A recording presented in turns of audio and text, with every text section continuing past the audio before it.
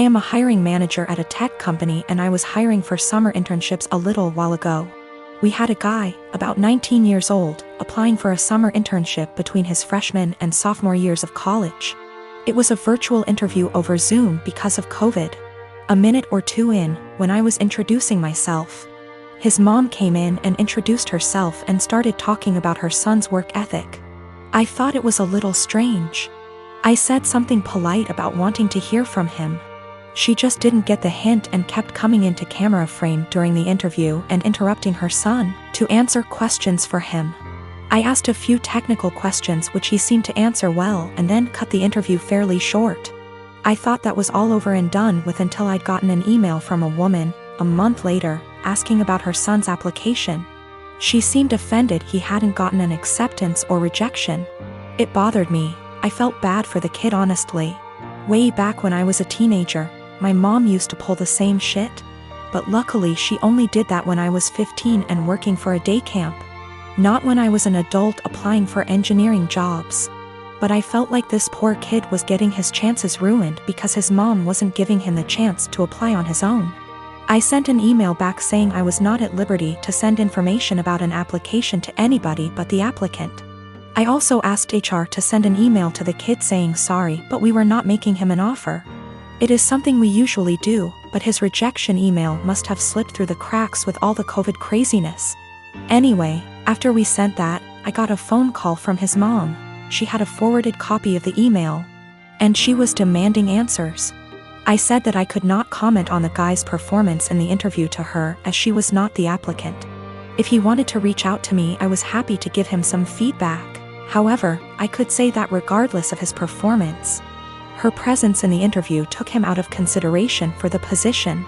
We were looking for an independent and self-driven person for the position, and for that reason, it is important to see an applicant speak for themselves, follow up themselves, etc. I also said that, as a piece of advice, every hiring manager I've met in my career who sees someone other than the applicant answering questions during an interview, following up on the applicant's behalf, etc., would also put their resume in the "do not hire" pile. Since, while the applicant may be skilled and motivated, they need the ability to demonstrate those traits themselves. She blew up at me over that, kinda cussing me out to the point where I hung up. Now both of my kids, 16-year-old son and 9-year-old daughter, and my ex are extremely mad at me because I won't give up my appointed time with them. My son won't even talk to me and my daughter is crying all the time. Me and my ex divorced shortly after my daughter was born.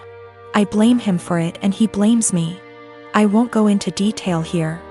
We ended up with a 50/50 custody agreement switching every other week. While this was 8 years ago, we're still not on good terms. We rarely ever talk to each other outside of the kids and I'm perfectly fine with that. One thing we have agreed on since the beginning though is that we don't plan things on days that aren't ours. And unless it's extremely important, we don't switch days or weeks. In the 8 years since we've been divorced, I have never asked him to have the kids on a day that isn't mine, and I've never given him one of my days even if he begged. Well, last week my ex contacted me and told me the good news. His parents are hosting a week-long family reunion in the summer at Disneyland and he wants to take the kids.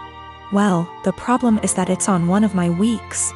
He asked me to let the kids stay with him that week or to switch a week with me and I shot him down.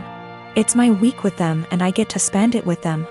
I told him if it's so important to him to reschedule, but he claims his parents can't do that and this is the only week that the whole family can go and he told me that I need to think of them. I told him tough luck and hung up on him. Well, this last Sunday when my ex dropped the kids off with me, my son refused to talk to me at all and my daughter wouldn't even look at me. When I asked my ex what was wrong, he refused to talk to me, only saying ask them in a snarky tone before leaving.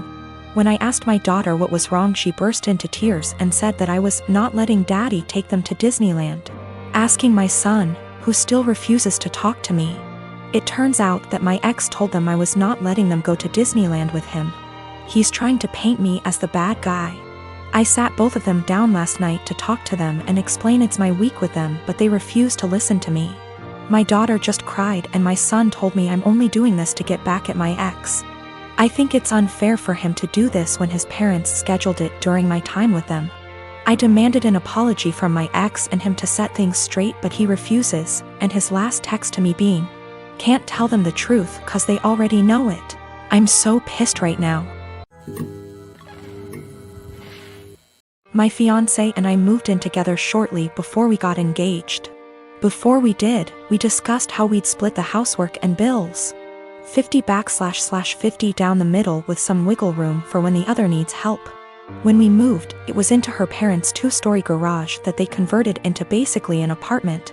They offered a low rent, $700 total, and pitch in for the electric and internet so we could save money for our own place and wedding.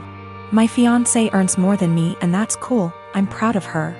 Before we moved in together, it always seemed like she was living paycheck to paycheck, and I chalked it up to the apartment she had prior having insane high rent. She stuck to the 50//50 arrangement at first concerning bills, but she missed often, and I had to remind her about it. Post-engagement, she's back to living paycheck to paycheck, either missing or very late with her part of the rent monthly. The 2 utilities we pay, groceries, late with her car payment. Her parents have talked to me multiple times about rent, and I've covered her missing portion to get us caught up. And then try talking to her. It always turns into her saying we should just move if her parents are going to hound us. I told her we're lucky it's her parents because anywhere else would have kicked our asses out. On top of that, I pay my own bills, do about 65% housework, arrange and pay for most of our dates and vacations. Gifts for her, pay most towards our pets. I've suggested a financial coach, but what kicks me is whenever we're around others. She boasts about being the breadwinner since she earns more. Goes on about the stresses of being the main source of income, all the hours she has to work to pay all our bills. I was letting it slide until few days ago we were at a get-together. She and her sister started up again about her being the breadwinner. Her sister said something to the effect of her ex-boyfriend had a hard time being with someone who earned more, and my fiancé went, "Good thing OP doesn't mind me bringing home the pay." I told her just because she earns more doesn't make her the breadwinner when she blows it all on herself and I'm paying most the bills. She's embarrassed now and keeps saying I made her look bad and got her in trouble with her parents, because they want to see what she spends her money on each month, but I don't think I did anything wrong. Last night I was ready to just postpone the engagement. As of this morning, after a lot of talking and things coming to light, we are broken up. She insisted we could afford her purchases based off our total incomes. Her parents were under the impression she was also paying off my student loans, my car, my phone, and paying for our vacations. She didn't get evicted from her last apartment, but she was late with her rent often enough that they weren't going to renew her lease. So she didn't suggest us moving to a bigger apartment at her building. Biggest nope, I'm out. The monthly take-home amount she told me was what she earned before wage garnishment kicked in addition to mass debt. She's been doing some online stuff to make up for the money she loses due to that. I got the ring back. 8 years ago, my sister got pregnant. The father wasn't involved and my sister didn't want the baby. But she also couldn't bring herself to terminate or adopt out to strangers.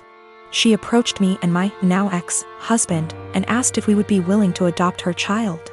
We weren't sure as we were concerned this would lead to issues down the line, but my sister insisted that it wouldn't, so we ultimately agreed. Before Lucy was a year old, my husband left us both because my sister lied about Lucy's father. When Lucy was 4, I got together with my wife, and we married last year. My sister has said that seeing me and my wife with Lucy, who is now 7, confirms to her that she made the right decision. When I first adopted Lucy, my husband and I told my sister that we wanted multiple children, which she said she was fine with at the time, but now my wife and I are looking into our options and my sister objects. My sister has been staying with us since July because her boyfriend kicked her out. She keeps asking Lucy if she's sure she wants siblings. Lucy has said that she does, and telling us she's worried we won't be able to give Lucy what she needs, and then today happened. We had an online consultation with a fertility clinic to talk about sperm donation.